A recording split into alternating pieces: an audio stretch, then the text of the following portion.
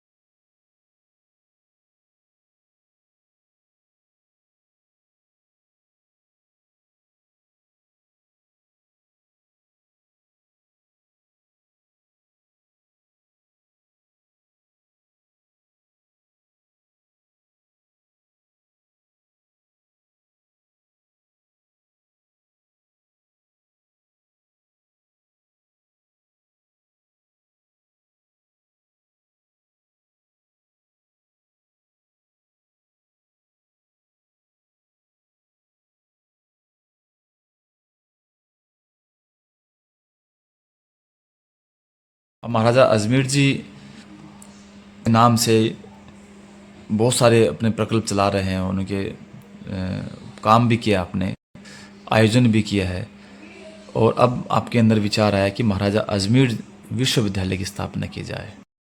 ये विचार कैसे आया और क्या इसकी योजना है? अपने शिक्षा को देखा, लोगों को देखा, आचार विचार को देखा तो पता चला कि सबसे बड़ा दुर्गुण का कारण है शिक्षा। और शिक्षा पर अगर आप कंट्रोल नहीं करेंगे या अपने अनुसार शिक्षा नहीं देंगे तो नैतिकता विहीन जो शिक्षा हम प्राप्त करेंगे, हमारा समाज बर्बाद हो जाएगा। समाज को सुखद बनाने के लिए, समाज में खुशहाली लाने के लिए शिक्षा पर ध्यान देना बहुत ज़रूरी है। और शिक्षा पर इस तरह के कोर्सेज लगाना जो कि समाज हित में, रोजगार पूरक हो। हम दूसरे का दिन नहीं रहना चाहते, इसलिए हमने अपनी यूनिवर्सिटी का निर्माण करने के लिए प्रयासरत और करेंगे, इसमें कोई दो राय नहीं है।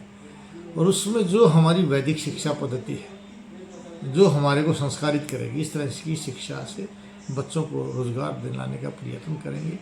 क्योंकि रोजगार बड़ी बात नहीं है, पैसा कमाना बड़ी बात नहीं है, बड़ी बात है संस्कार युक्त होना। संस्कार विहीन जो शिक्षा है वो नष्ट करती जा रही है। तो उसमें आधुनिक विषय भी रहेंगे। रोजगार तो तभी मिलेगा, लेकिन नींव को मजबूत करने के लिए संस्कार और संस्कारिक शिक्षा देना बहुत जरूरी है। जी जी। और रोजगार लेने के लिए आज के अनुसार की शिक्षा देना भी जरूरी है। जब आपकी नींव मजबूत है, आप हर चीज कर सकते हैं। जी जी। अब ना नींव मजबूत रही ना संस्कार रहे, जी। इसलिए जो है पैसा कमाने हुआ भी परिवार आप दुखी है।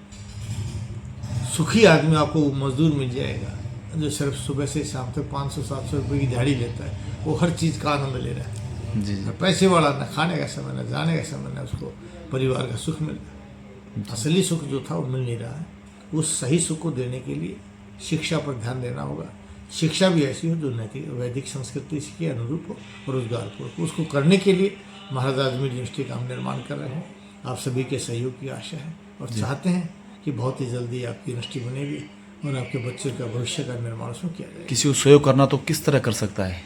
इस यूनिवर्सिटी का कोई भी व्यक्ति ट्रस्टी बन सकता है और बन करके हमने एक मोबाइल ऐप महाराज अजमेर जी के नाम से एक ऐप बनाई है। उस ऐप के अंदर स्कैनर है।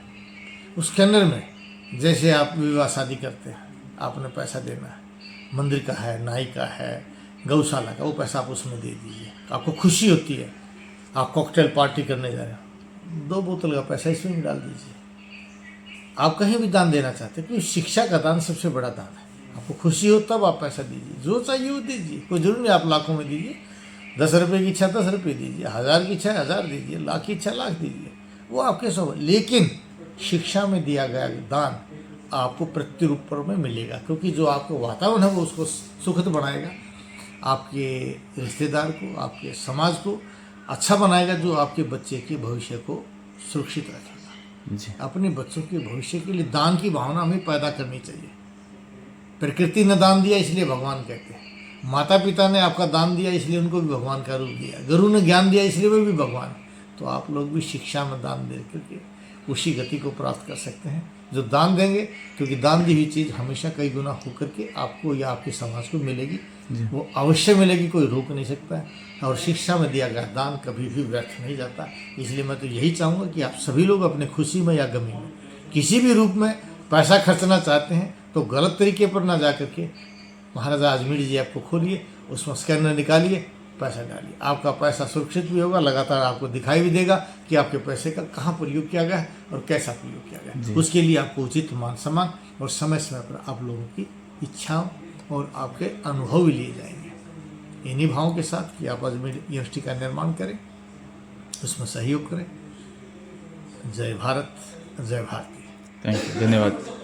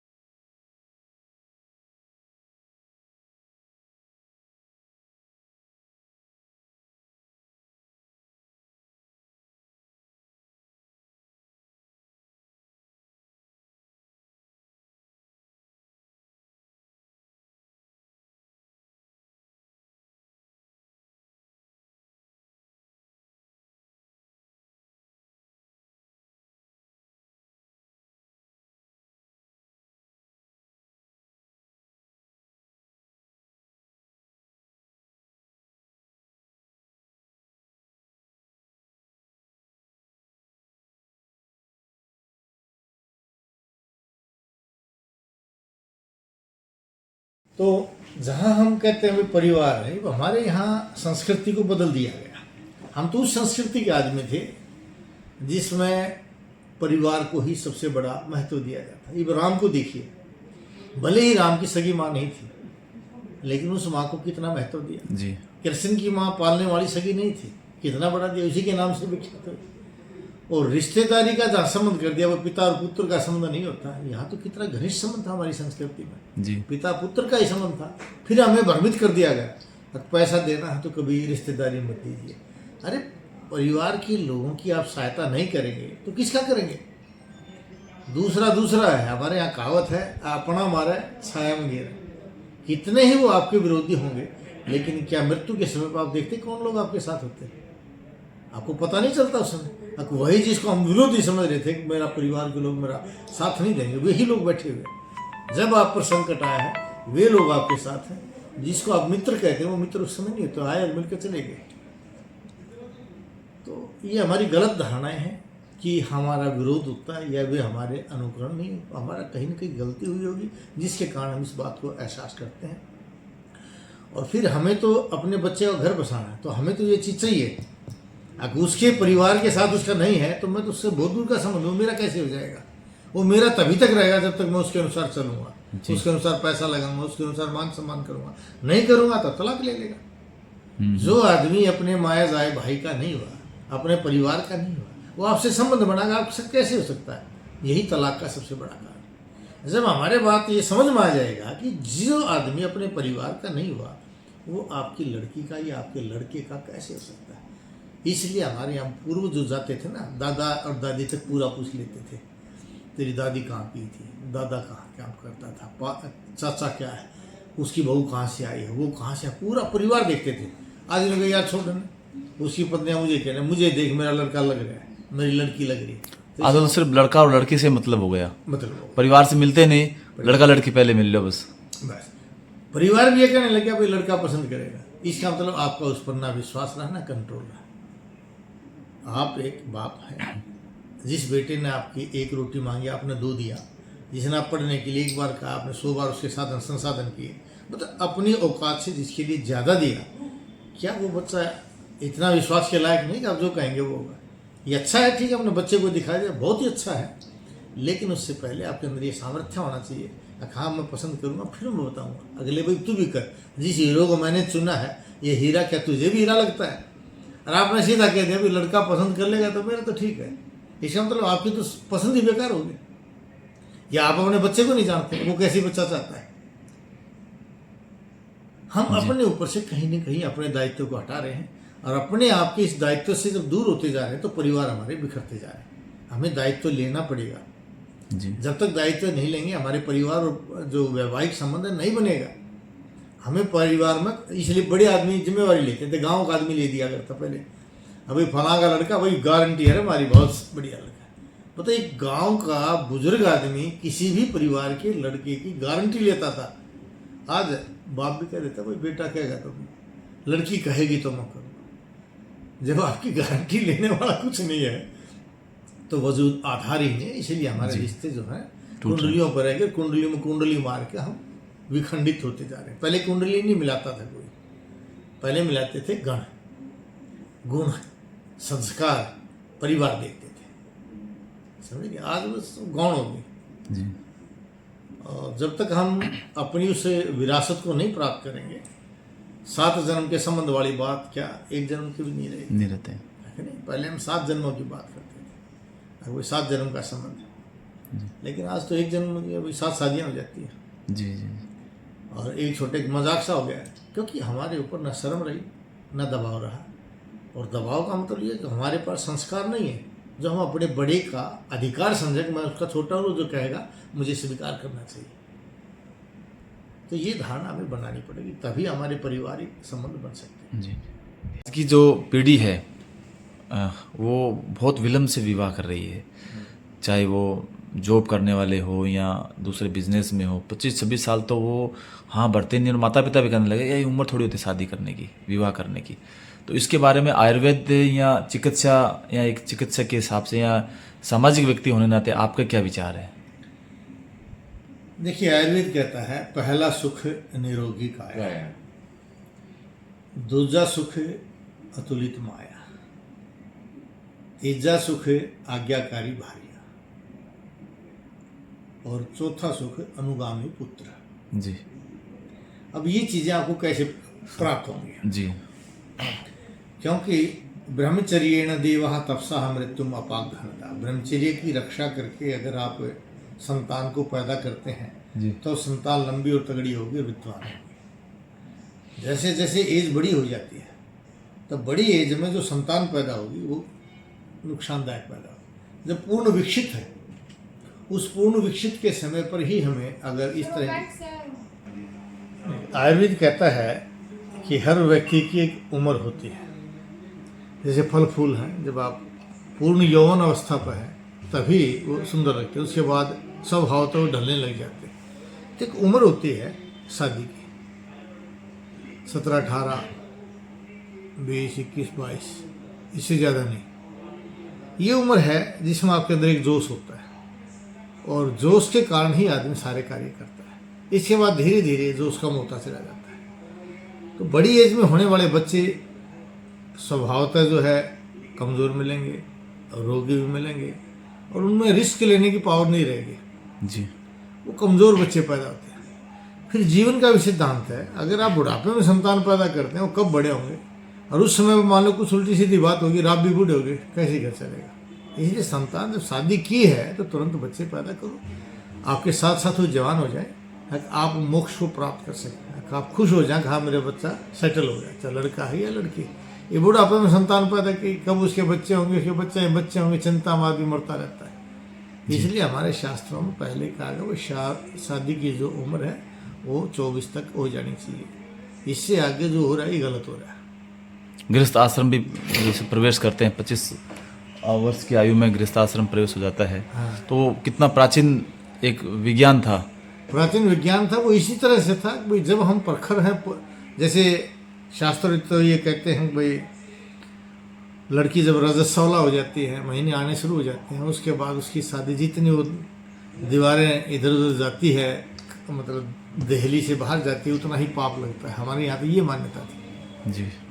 लेकिन आज खाने पीने के कारण माहवारी वगैरह जल्दी आ जाती है, तो उसको थोड़ा देख करके 20, 21, 22 मतलब 24 तो बहुत ही है कि 24 तक की अवस्था तक अगर हम शादी कर लेते हैं और बच्चे पैदा कर लेते हैं, तो आपकी संतान जो है वो आपके सामने जवान हो जाएगी, आपके सामने स्टेब्लिश हो जाएगी, जिसके लिए आपकी चिंता करने की आवश्यकता नहीं। और वो संतान आपको भी संभाल सकती है, और आप भी उस अवस्था तक संतान के साथ कुछ होता तो उसको संभाल सकते हैं। नहीं तो दोनों ही लाचार है, ना बाद की संतान जो बाप पिता को संभाल पाए, ना पिता पुत्र को संभाल पाएगा। आजकल शिक्षा प्राप्त करते करते व्यक्ति इतना सक्षम नहीं हो पाता कि वो क्योंकि आजकल जो चलन हो गया, यदि किसी लड़के को देखने जा रहे हैं, लड़का का क्या पैकेज है, कितनी सैलरी है, तो जब पढ़ाई लिखाई में ही उनका 22-23 साल लग जाता है, फिर कब सर्विस करेगा, कब पैकेज आएगा। तो इस चक्कर में लड़कियों वालों की अपेक्षा ये रहती है कि लड़का कमाओ कितना है। नहीं, हर एक माँ बाप की यही इच्छा होती है कि कमाऊ कितना है, लेकिन कमाऊ की परिभाषा क्या है, यही हम गलत धारणा है। जी जी। आज हम कमाऊ की परिभाषा धन से लगाते हैं। जी जी। नहीं तो कमाई जो है वो होनी चाहिए संस्कारों की। जी। इसलिए जब तक हम धन को देखते हैं ना, इसलिए हमारे घर नहीं बसते। जी जी। विवाह में हमें पैसा नहीं देखना, संस्कार देखने। और विद्वान सर्वत्र पूज्यते, आपकी ने पढ़ाई कर ली तो आप जरूर ही सक्षम होंगे। आप अकेले जहाँ सक्षम नहीं हो सकते, आने वाली पत्नी आपका सहयोग करेगी, आप दोनों मिलकर सक्षम हो जाएंगे। ठीक है ना, तो वहाँ ये गलत नहीं होता। आज इस पैकेज की हम बात कर रहे हैं, वो पैकेज इसीलिए हमारे परिवार नहीं बस रहे, इसलिए आज बड़ी लड़कियां भी मना करने लग जाती है, नहीं मैंने, क्योंकि जिस अवस्था में उसकी सहेलियों ने शादियाँ की, उनके साथ जो घटित हुआ उससे वो परेशान हो गए। लड़के भी परेशान हो गए कि लड़कियों ने साथ नहीं दिया, तो लड़के भी आजकल कतराने लगे क्योंकि जोश खत्म हो गया, रिस्क लेने की पावर खत्म होगी। और जैसे ये एज बड़ी हो जाती है, 30 तक चले जाते हैं, तो फिर बच्चा कहता है नहीं मैं तो अकेला ही रहूँगा, सिंगल अच्छा। दूसरे दुर्व्यसनों में बहुत लिप्त पाए जाते हैं आजकल बच्चे, दारू शराब बियर, तो उनको फैशन या स्टाइल हो गई उनकी। दुर्व्यसन का कारण सबसे बड़ा क्या है भाई, जब माता के गर्भ में बच्चा होता है तो माताएं जो फिल्में देखती हैं, ये उन फिल्मों का प्रभाव है। जी। अगर उस समय पर माता अच्छी धार्मिक किताबें पढ़ेगी तो दुर्व्यसन में बच्चा कभी नहीं आ सकता, क्योंकि फिल्मों को देखता है, जिस तरह के आओ भाव देखता है उसी तरह के उसके मन के अंदर संस्कार पैदा हो जाते हैं, विचार पैदा हो जाते हैं, और वो वैसे ही उसको प्राप्त करने के लिए मिलता तो है नहीं हर एक के लिए वो चीज़ें संभव नहीं जो पिक्चरों में दिखाया जाता है, तो डिप्रेशन में आते चले जाते हैं। और जब डिप्रेशन में जाते हैं, कमाना बस का नहीं होता, फिर क्या अपने गम को भुलाने के लिए नशा करने लग जाते हैं। जी। कई लोग जो हैं, शास्त्र कहते हैं भाई कमाई भी माता पिता की अगर शुद्ध है तो बच्चे भी शुद्ध बनेंगे, सात्विक बनेंगे। वहाँ कमाई का भी बड़ा प्रभाव होता है। जिनके बच्चे इस तरह के हैं उनकी कमाई इसी तरह की है, ये नहीं कि बच्चे का ही दोष नहीं है। माता पिता ने जिस तरह के विचारों को पैदा करके, जिस तरह का व्यवहार करके इनकम को पैदा किया है, वैसे ही बच्चे पैदा होंगे। जी। तो इसलिए शास्त्र कहते हैं भाई हमें ये देखना चाहिए कि जो रोजगार पैसा आप कमा रहे हैं वो पैसा भी किस मद से आया है। यहाँ तक कि जो हमारे ऋषि साधु मुनि थे वो वैसे परिवारों से अन्न भी नहीं ग्रहण करते थे, मांसाहारी के घर से या कोई ऐसे गलत काम करने वाले घर से भोजन नहीं खाया करते, क्योंकि भोजन का प्रभाव शरीर पर पड़ेगा। शुद्ध और सात्विक भोजन लेना ही वो अच्छा समझा करते थे। लेकिन आज जब एक लड़का हम गलत घर से ले आए, एक लड़की गलत घर से ले आए, तो कैसे आशा कर सकते हैं कि हमारा जीवन सुखमय होगा। जी तो इसलिए हमें संस्कारों पर ध्यान देना चाहिए। पैसे की जगह हमें बच्चे के संस्कार देखने चाहिए कि वो क्या नैतिक है कि नहीं है, वो शरीर से स्वस्थ है कि नहीं है। शरीर स्वस्थ होगा, नैतिकता होगी तो अवश्य ही वो पैसा प्राप्त करेगा, पैसे रोजगार करेगा। नहीं होगा तो खो देगा, नशा करने लग जाएगा, ऐबबाजी में आ जाएगा, जी जी कहीं कहीं खर्च कर देगा, क्योंकि संस्कार विहीन हुए कहीं काम नहीं आ सकता। आजकल की जो पीढ़ियां हैं या जनरेशन है जो स्कूल जाती है, महाविद्यालय जाती है या सर्विस हैं, जॉब पर जाते हैं, देखते हैं कि घर से कुछ आहार या भोजन लेके जाते ही नहीं हैं। तो ऐसे लोगों के लिए कौन सा आयुर्वेदिक हिसाब से, जिस हिसाब से वो अपनी दिनचर्या का पालन करें? आयुर्वेद कहता है भोजन और भजन एकांत और शांत होना चाहिए। तो पहले हमें ये परिपाटी ही बदलनी पड़ेगी कि भोजन आप बाहर का खाएंगे या आप स्कूल में ले जाकर के खाएंगे या कॉलेज में खाएंगे या ऑफिस में खाएंगे। ये आयुर्वेद शास्त्र में निषेध है।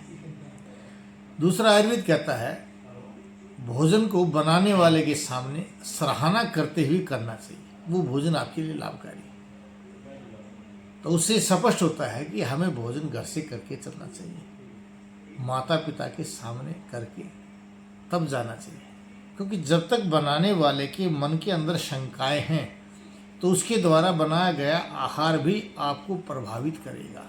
जी जिस भाव से माता ने आप अपने बच्चे के लिए या अपने पति के लिए या अपने भाई के लिए या अपने बाप के लिए जो भोजन तैयार किया है वो संसिक्त है, संशय है, पता नहीं खाया कि नहीं खाया, कभी दूसरे ने खा लिया हो, अभी टाइम मिला है या नहीं मिला है। संशय में जो भोजन के प्रति उसकी जो अपने बच्चे के प्रति अपने संबंध के प्रति जो उसका एक सोच है वो उसको प्रभावित करता है।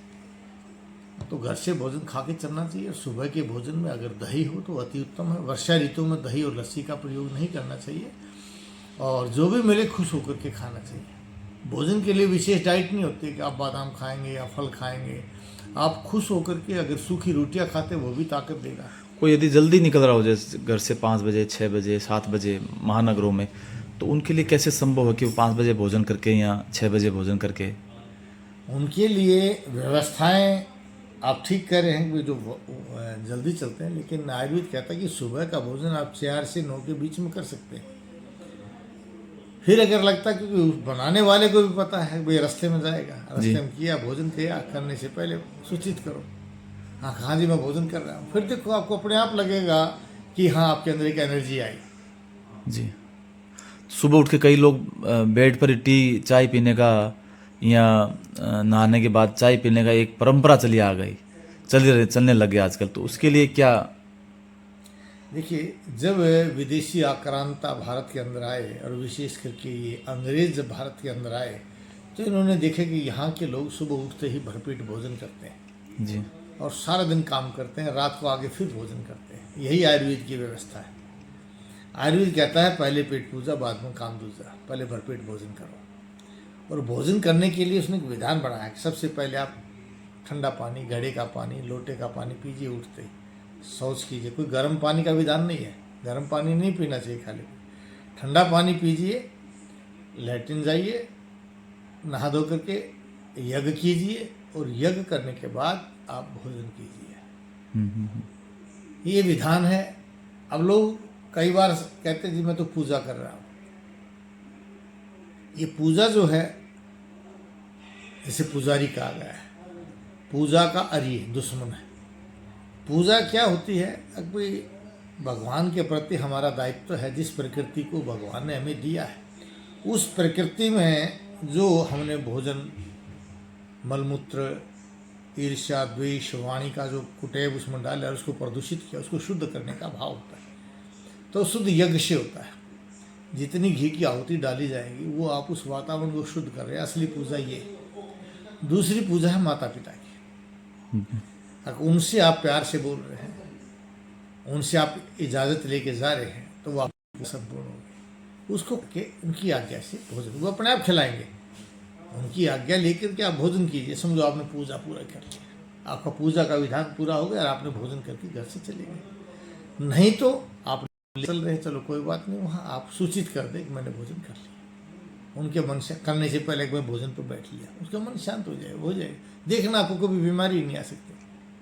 फिर सामूहिक रूप से भोजन करने में, क्योंकि मन में अलग अलग उसके स्वाद होते हैं, अलग अलग रंग रूप होता है, तो उससे जिसका रंग लाइट होता है, तो वहाँ वो भोजन अमृत होते हुए विष का काम करता है जी। इसलिए शास्त्रों का व्यवस्था ऐसी बनाइए कि आपको दूर जाना है, कोई बात नहीं। अब तो ये भी लिखा है कि आपको खाकर यात्रा नहीं करनी है। खाकर यात्रा करने से रोग होता है, बीमारियां बढ़ती हैं। तो आप वहाँ 5-10 मिनट का समय निकालिए और ऐसी व्यवस्था कीजिए कि आपका शरीर स्वस्थ रहे, क्योंकि पहला सुख निरोगी काया। भोजन के तुरंत बाद नहीं निकलना चाहिए, 10 मिनट थोड़ा आराम करके। 10-15 मिनट रुक के तब चलना चाहिए। आते ही चल पड़ते हैं, यही बीमारी का कारण। जी जी वो हमें नहीं करना चाहिए। जी। और शाम का भोजन सुबह और रात का 2 ही भोजन होना सुबह चाहिए। 4 से 9, शाम को भी 4 से 9, 10 बजे तक हमें हर हालत में सो जाना चाहिए। जी जी जी। तो जैसे कि आपने बताया कि दोपहर में भोजन आयुर्वेद के हिसाब से उचित नहीं है, जिससे कि प्रकृति के हिसाब से भी नहीं। प्रकृति में सुबह कब बढ़ता है, हैवी डाइट का विधान है। जी दोपहर में पित्त बढ़ता है, तो आपको फल फ्रूट जूस रस पानी ये लेना चाहिए। शाम को वायु बढ़ती है, तो आपको हल्का भोजन करना चाहिए। शाम को फ्रूट खाना चाहिए, दोपहर में खाना चाहिए। दोपहर में खाना चाहिए। सुबह उठते ही लोग फल खाते हैं तो भी नहीं खाना तो चाहिए। ऐसी हो गए, सुबह कब बढ़ा हुआ आप एसिड की चीज़ें खा रहे हैं, तो वो विपरीत भोजन हो गया, जी जी आपको बीमारी पैदा करेगा, हड्डियाँ कमज़ोर कर देगा, डिप्रेशन आ जाएगा, बीपी बढ़ जाएगा, एसिड बढ़ना शुरू हो जाएगा। जी।